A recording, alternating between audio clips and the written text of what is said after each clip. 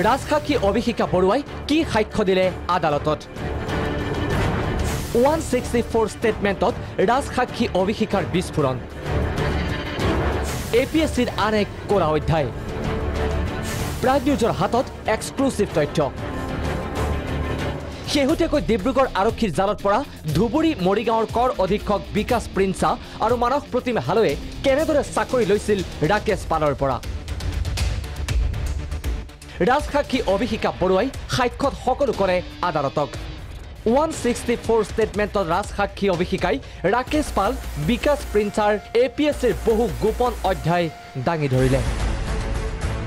অভিষিকা বৰুৱাই ৰাকেশ পালৰ ভঙাগড়ত থকা ঘৰটোলৈ প্ৰায়ে গৈছিল বিকাশ প্ৰিন্সা আৰু বিকাশৰ পত্নী নিশামণি ডেকা সৎসং বিহাৰলৈও প্ৰায়ে গৈছিল বিকাশ প্ৰিন্সা মানস প্ৰতিম হালৈ ৰাকেশ পালৰ অনুপস্থিতিত বিকাশ মানসে APSCৰ অন্য প্ৰাৰ্থীৰ সৈতে দৰদাম কৰিছিল তেওঁ অলৰেডি কোৰ্টত কনফেছনেল ষ্টেটমেণ্ট দিছে আৰু যিখিনি কথা কৈছে সেইখিনি আমি উল্লেখ কৰিছোঁ এতিয়া আৰু 1-1.5 মাহৰ ভিতৰত আমি ভাবিছোঁ 2 মাহৰ ভিতৰত শেষ কৰিব পাৰিম বুলি আমি আৰু কিছুমান আমাৰ ফৰেনচিক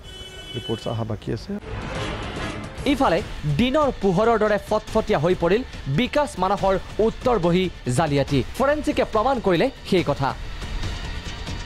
কিয়নো ৰাকেশ পালৰ ভাতৃ ৰাজীৱ পালৰ শুভদীপ প্ৰিণ্টাৰ্ছত ছপা হোৱা উত্তৰ বহিত পৰীক্ষা দিছিল বিকাশ মানসে এই সকলোবোৰ তথ্য ইতিমধ্যেই ডিব্ৰুগড় আৰক্ষীয়ে দাখিল কৰিছে আদালতত কিন্তু প্ৰশ্ন হয় ডিব্ৰুগড় আৰক্ষীয়ে আজি পৰ্যন্ত কিয় বিচাৰি নাপালে ৰাকেশ পালৰ ভাতৃ ৰাজীৱ পাল আৰু ডাক্তৰ মৃগেন শইকীয়া আৰু সুদীপ দাসক ভিডিঅ' জাৰ্নেলিষ্ট নিপু কলিতাৰ সহযোগত নীলকমল কলিতা আৰু বিনয় কলিতা প্ৰাগ নিউজ